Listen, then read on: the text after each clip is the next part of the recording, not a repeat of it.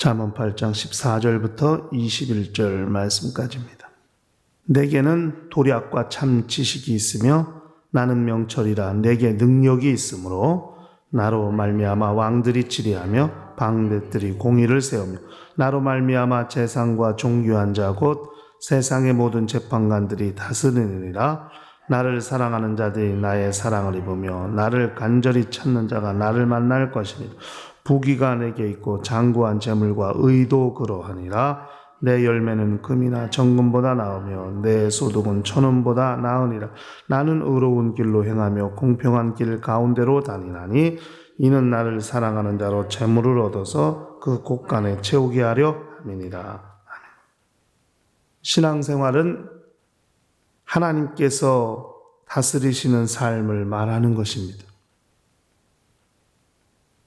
이 세상은 자유도 있고 또는 식민 치하에 있던 그런 나라들도 있고 자유를 얻은 나라들도 있고 또 공산 치하에 있는 국가들도 있고 이렇게 자유를 갈망하는 그런 간절한 소망들이 많이 있습니다. 옛날엔 훨씬 더 많이 있었지요. 우리나라 같은 경우도 일제 식민지를 살았었기 때문에 해방을 소원하고 민족의 자유를 추구했던 시대가 있었습니다. 그러나 영적으로 보면은 딱 두 부류로 나누게 되는 것이죠. 하나님이 다스리시느냐, 저 세상 임금이 다스리느냐, 이렇게 영적으로 보면 두 가지 부류로 나누기 때문에 영적인 자유가 모든 것에서 통치에서 벗어난다고 생각하는 것은 옳지 않다고 생각합니다. 그러니까 자유함은, 우리가 추구하는 자유함은 하나님이 통치하시고 하나님이 다스리시는 심령이 될 때 자유가 있는 것입니다.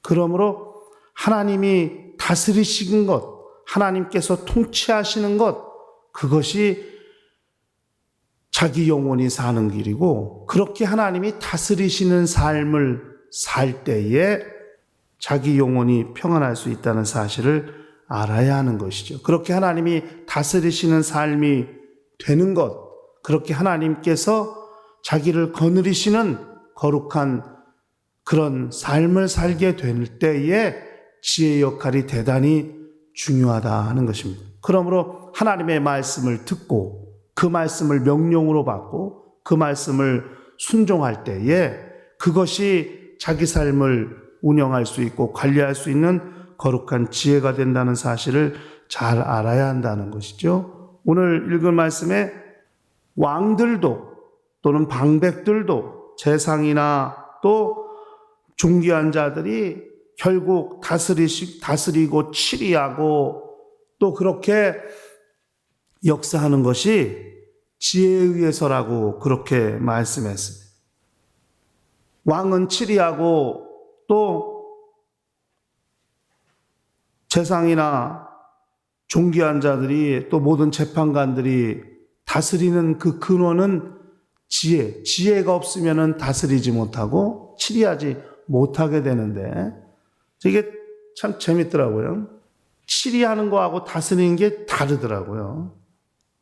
치리하는 것과 다스리는 것이 저는 비슷한 말인 줄 알았어요. 똑같은 말, 치리하나 다스리나 말 표현만 다르지 의미는 같다고 생각했는데 좀 달라요.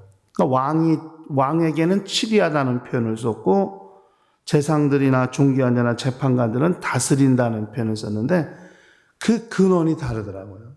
그러니까 치리한다는 것은 왕이 됐기 때문에 되는 거예요. 그러니까 치리하는 것은 왕이 되게 한다는 의미가 강한 거예요. 그러니까 왕이 되어야, 나라의 주인이 되어야, 왕이 되어야 치리할 수 있는 거예요. 그러나 다스리는 거는 주권을 갖게 되는 거예요. 권리를 갖게 되는 거예요. 그러니까 왕이 되지 못하고 그 밑에 신하던 자들, 관리들, 재판관들, 재상들, 이렇게 정승들, 이런 사람들은 왕이 될 수 없지만, 나라의 주인이 될 수 없지만은, 그러나 그 권한, 주권, 권리를 갖기 때문에 다스릴 수 있게 되는 거거든요. 이게 다르더라고요, 표현이. 그런데 그 왕이 되든 그런 또 관리자가 되든 다 지혜가 없으면 그것을 얻게 되지 못한다고 성경은 말씀했습니다. 그러니까 우리가 하나님의 말씀이 우리 안에 들어오고 그 말씀이 우리에게 명령이 되어야 그 말씀에 의해서 내가 움직여지고 내가 그렇게 하나님이 뜻하신 말을 이룰 수 있게 되는데 그때 필요한 것이 지혜라는 거죠. 하나님의 뜻을 이루기 위해 지혜가 필요하다는 것이죠. 하나님의 말씀을 순종하기 위해 지혜가 필요한데 그 지혜를 정말 하나님께서 그 말씀 안에 두시고 그 말씀으로 지혜를 얻게 하셨다면 우리는 그렇게 그런 권리, 권한을 얻을 수 있다 하는 것이죠. 이것은 하나님께서 우리로 하여금 역사하게 하신 거예요. 그러니까 하나님께서 사람을 지으시고 만물을 다스릴 수 있는 권리를 주신 것도 결국 지혜를 주셨기 때문에 그런 일들을 가능하게 할 수 있다 하는 생각을 해보게 되는 것입니다. 그러나 그 지혜를 얻으려면 어떻게 해야 되느냐고 오늘 성경에는 지혜를 사랑해야만 지혜를 얻을 수 있고 지혜를 찾아야만 지혜를 얻을 수 있다고 그렇게 말씀했어요. 나를 사랑하는 자들이 나의 사랑을 입고 나를 간절히 찾는 자들이 나를 만날 것이라고 말했습니다. 여기서 나는 지혜를 말하는 것인데 지혜를 사랑해야 지혜를 만나 지혜를 얻을 수 있고 지혜를 간절히 찾아야 그 지혜를 만나게 된다 했어요. 여기 간절이란 말이 새벽이라고 되어 있지 않습니까? 아침 일찍 일어나서부터 그렇게 지혜를 갈망하는 거예요. 아마 이 솔로몬이라고 하는 임금이 될 때, 치리자가 될 때 그렇게 하나님께로 일천 번제나 하나님 앞에 드리고 하나님께서 무엇을 원하느냐고 말할 때 다른 것도 구하지 아니하고 지혜를 구했던 것을 생각한다면 왕이 될 때도 지혜가 필요하다 하는 것이죠. 얼마나 그 지혜를 찾았느냐 하는 거예요. 그 지혜가 그렇게 사모하고 지혜를 갈망할 뿐 아니라 그 지혜를 간절히 찾되 1000번 제사를 드리면서도 그렇게 지혜를 사모하고 지혜를 찾기를 갈망하더니 하나님이 그 지혜를 주심으로써 그렇게 가장 현명하고 훌륭한 임금이 되었던 것을 성경은 말씀하고 있지 않습니까? 그런데 그렇게 지혜를 얻으니까 그 나머지 절에는 부귀와 재물도 얻게 된다고 하신 말씀이 기록되어 있는 것이죠. 지혜를 얻은 결과가 뭐냐 하는 것입니다. 그러니까 하나님께서 솔로몬이 지혜를 구하니까 이전에도 없었고 이후에도 없었던 부귀와 영화도 함께 주셨다고 그렇게 말씀하신 것처럼 그것을 얻게 된다 하는 것을 기록하고 있는 것입니다. 우리 영적 생활은 지혜가 있어야 그 모든 것들을 이길 수 있어요. 이 세상의 임금, 이 세상 신, 죄의 유혹이 얼마나 집요하고 얼마나 치밀하고 얼마나 끈기 있게 계속되지 않습니까? 넘어뜨리려고 하는 원수의 역사는 멈추지도 않아요. 그 원수는 잠도 자지 않아요. 항상 호시탐탐 기회를 노리고 있어요. 그런 것들을 어떻게 우리가 대항할 수 있을까?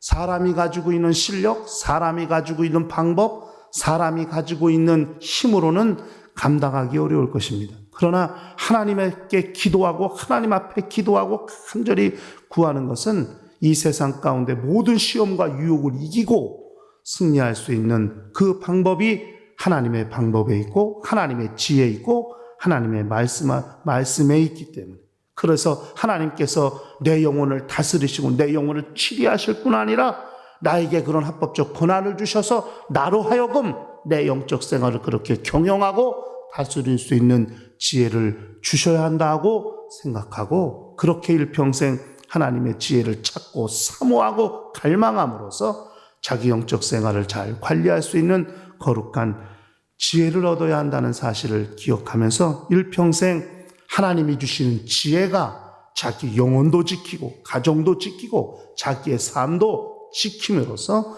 마침내 끝까지 그 믿음을 유지하고 변치 아니하고 승리하는 거룩한 영혼들이 될 수 있도록 하시기를 예수 이름으로 간절히 축원합니다. 다 같이 통성으로 기도하십시다.